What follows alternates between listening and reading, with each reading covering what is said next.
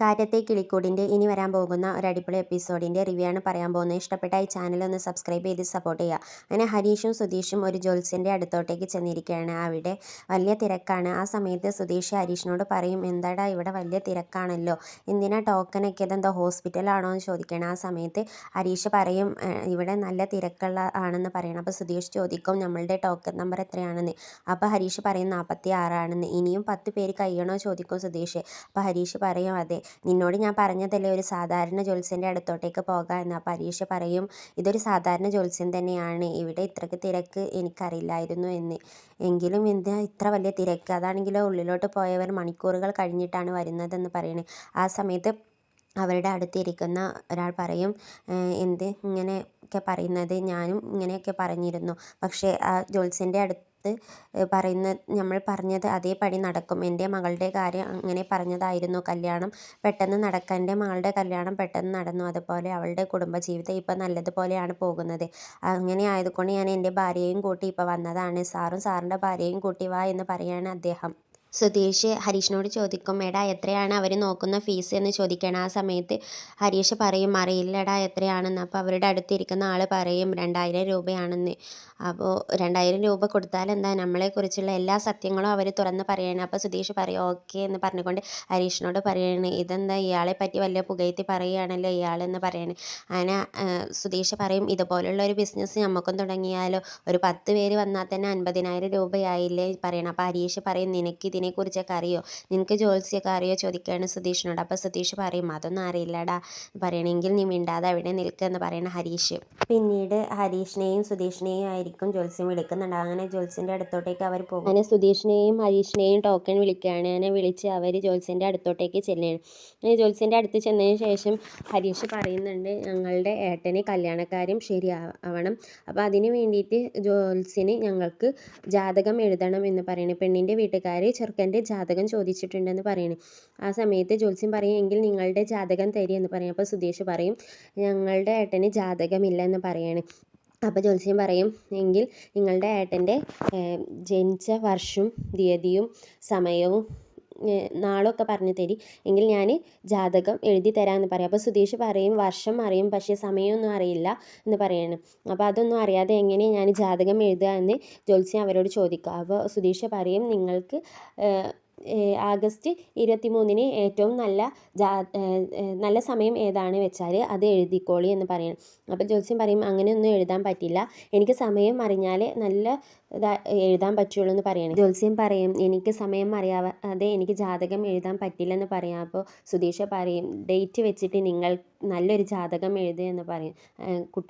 ഒരുപാട് കുട്ടികളുണ്ടാവും, നല്ല സമ്പാദിക്കാൻ കഴിയും, അങ്ങനെ എന്തെങ്കിലുമൊക്കെ നല്ല കാര്യങ്ങൾ എഴുതിവിടെ, എല്ലാ പെൺകുട്ടികളോടും ഒത്തുചേരുന്ന ഒരു ജാതകം എഴുതിവിടെ എന്ന് പറയും. അപ്പോൾ ജ്യോത്സ്യൻ പറയും, എനിക്ക് അങ്ങനെ എഴുതാൻ പറ്റില്ലെന്നാണ് ഞാൻ പറഞ്ഞത്. അപ്പോൾ സുധീഷ് ദേഷ്യത്തിൽ പറയും, ഞാൻ പറയുന്നത് ചെയ്യ്, ഇല്ലെങ്കിൽ ഞാൻ ഇവിടെയുള്ളവരോട് പറയും നിങ്ങൾ ഫുള്ള് തട്ടിപ്പാണെന്ന്, നിങ്ങൾ പറഞ്ഞതൊന്നും നടക്കുന്നില്ലെന്ന് ഞാൻ പുറത്ത് പോയി എല്ലാവരോടും പറയും, പിന്നെ നിങ്ങളുടെ ഈ പണി പോകും, ഞങ്ങൾ പറയുന്നത് അനുസരിച്ച് ചെയ്യാൻ നോക്കുക എന്ന് പറയുന്നത്. അങ്ങനെ ഒടുവിൽ സുധീഷ് ജ്യോത്സ്യനെ ഭീഷണിപ്പെടുത്തുകയാണ്. അപ്പോഴാണ് ഹരീഷ് പറയും സുധീഷിനോട്, നീ മിണ്ടാതെ നിൽക്ക്, അദ്ദേഹം എഴുതിക്കോളും എന്ന് പറയും. നീ മിണ്ടാതെ നിൽക്ക്, ഇവരൊക്കെ തട്ടിപ്പാണ്, ഇവർ മറ്റുള്ളവരെ കുറിച്ച് ആദ്യം എല്ലാം ചോദിച്ചറിയും, എന്നിട്ട് അവർ ജാതകം എഴുതും, എന്നിട്ട് അവർ ചോദിക്കുന്ന പണം വാങ്ങിക്കും എന്ന് പറയുകയാണ്. അങ്ങനെ ഹരീഷ് ജ്യോത്സ്യനോട് പറയും, സർ ഒന്ന് എഴുതൂ, ഒരു നല്ല ജാതകം എഴുതിയാൽ മതി, നിങ്ങൾ ചോദിക്കുന്ന പണം തരാം, നിങ്ങൾ ചോദിക്കുന്ന പണം ഞങ്ങൾ തരാം എന്ന് പറയും. അപ്പോൾ അയാൾ എഴുതാതെ ഇങ്ങനെ ചിന്തിച്ച് നിൽക്കുന്ന സമയത്ത് സുധീഷ് പറയും, നിങ്ങൾക്ക് എഴുതാൻ പറ്റില്ലെങ്കിൽ പറ, ഞാൻ പോയി പുറത്തുള്ളവരോട് അത് പറയാമെന്ന് പറയും.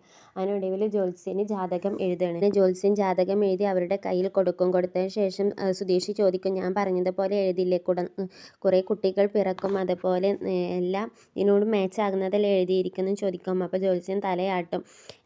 പിന്നീട് ഹരീഷ് ചോദിക്കും, എത്രയായി എന്ന് ചോദിക്കും. അപ്പോൾ ജ്യോത്സ്യൻ പറയും 2000 രൂപ. അപ്പോൾ സുധീഷ് പറയും, 2000 രൂപയൊക്കെ വേണോ, ഒരു ഡിസ്കൗണ്ടൊക്കെ തന്നൂടെ എന്ന് ചോദിക്കണം. അപ്പോൾ അയാളൊന്നും മിണ്ടാതെ നിൽക്കും. അപ്പോൾ ഹരീഷ് സുധീഷിനോട് പറയും, എടാ നീ കൊടുക്കുക എന്ന് പറയണം. അങ്ങനെ സുധീഷ് പണം എടുത്ത് ഒരു 1000 രൂപ എടുത്ത് ഹരീഷിന് കൊടുക്കും. അത് പോരടാ, 2000 രൂപ കൊടുക്ക്. പിന്നീട് ഹരീഷും സുധീഷും വീട്ടിലെത്തും. ആ സമയത്ത് നികേഷും നിധിയും അവരെല്ലാവരും വീട് വൃത്തിയാക്കിയായിരിക്കും. അങ്ങനെ സുധീഷ് നിധിയോട് ചോദിക്കും, സുഭാഷ് ഏട്ടനോട് പറഞ്ഞിട്ടുണ്ടോ എന്ന് ചോദിക്കും. അപ്പോൾ നിധി പറയും, ഇല്ല പറഞ്ഞിട്ടില്ല, സുഭാഷ് ഏട്ടൻ വന്നിട്ട് പറയാമെന്ന് പറയും.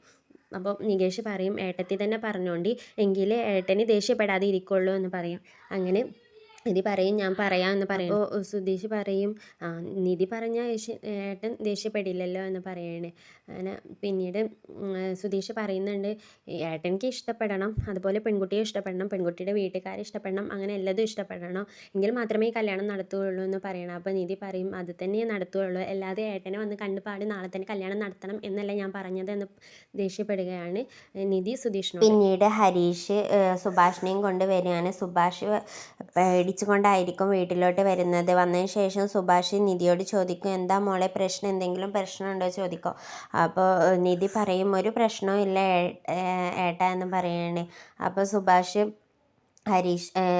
നിധി ഹരീഷിനോട് ചോദിക്കും നീ പറഞ്ഞില്ലേ ചോദിക്കുകയാണ്. അപ്പോൾ ഹരീഷ് പറയും ഇല്ല ഞാൻ പറഞ്ഞിട്ടില്ല. അപ്പോൾ സുഭാഷിനെ അവിടെ ഇരുത്തിക്കൊണ്ട് പറയും സുഭാഷ് ഏട്ടാ ഇവിടെ നിന്ന് ഇരിക്കുക എന്ന് പറയുകയാണ്. അങ്ങനെ സുധീഷ് നികേഷിനോട് പറയും എടാ നീ പറയടാ എന്ന് പറയും. അപ്പോൾ നികേഷ് പറയും ഞാൻ പറയില്ലെന്ന്. അപ്പോൾ നിധി പറയും ഞാൻ പറയാമെന്ന്. അങ്ങനെ സുഭാഷിനോട് പറയും ഏട്ടനെ കാണാൻ ഒരു പെണ്ണ് റെഡി ആയിട്ടുണ്ട്, ആ പെണ്ണിൻ്റെ വീട്ടുകാർ ഏട്ടനെ കാണാൻ വരുന്നുണ്ടെന്ന്. അപ്പോൾ സുഭാഷ് പറയും പെൺകുട്ടിയെ കാണണ്ടേ ചോദിക്കുകയാണ്. അപ്പോൾ നിധി പറയും വേണ്ട അവർ ഇവിടെ വരും, എന്നിട്ട് അവർക്കും നമ്മൾക്കും പറ്റുമെങ്കിൽ മാത്രമേ പെൺകുട്ടിയും നിങ്ങൾ രണ്ടുപേരും അങ്ങോട്ടേക്കും ഇങ്ങോട്ടേക്കും കാണുകയുള്ളൂ എന്ന് പറയും. നിധി ആണിത് പറഞ്ഞത് കൊണ്ട് സുഭാഷ് വലിയ കുഴപ്പമൊന്നും ഉണ്ടാവില്ല എങ്കിൽ ഓക്കെ എന്ന് പറയണേ. അങ്ങനെ പിന്നീട് സുധീഷ് പറയും ഏട്ടൻ പെട്ടെന്ന് പോയി റെഡിയാകുക അവരിപ്പോൾ വരുമെന്ന് പറയണം. അങ്ങനെ പോയി സുഭാഷ് റെഡി ആയിക്കൊണ്ട് വരും. അങ്ങനെ റെഡിയായി വരുന്ന സമയത്ത് സുധീഷ് ഹരീഷും നിധിയൊക്കെ പറയും ഈ ഷർട്ട് ഇടണ്ട. അപ്പോൾ സുധീഷ് പറയും ഏട്ടനിക്ക് നിധി വാങ്ങിച്ചു തന്നില്ല, ആ ഷർട്ട് ധരിച്ചാൽ മതി എന്ന് പറഞ്ഞുകൊണ്ട് ഹരീഷ് സുഭാഷിനെയും കൊണ്ട് മുറിയിലോട്ട് പോവുകയാണ്. പിന്നീട് നിധി വാങ്ങിച്ചു കൊടുത്ത ഷർട്ട് ഇട്ടിട്ട് സുഭാഷ് വരും. ഇതാണ് ഇനി വരാൻ പോകുന്ന ഒരു അടിപൊളി എപ്പിസോഡിൻ്റെ റിവ്യൂ. ഇതിൻ്റെ ബാക്കി കേൾക്കണം എന്നുണ്ടെങ്കിൽ ഈ ചാനൽ ഒന്ന് സബ്സ്ക്രൈബ് ചെയ്താൽ മതി.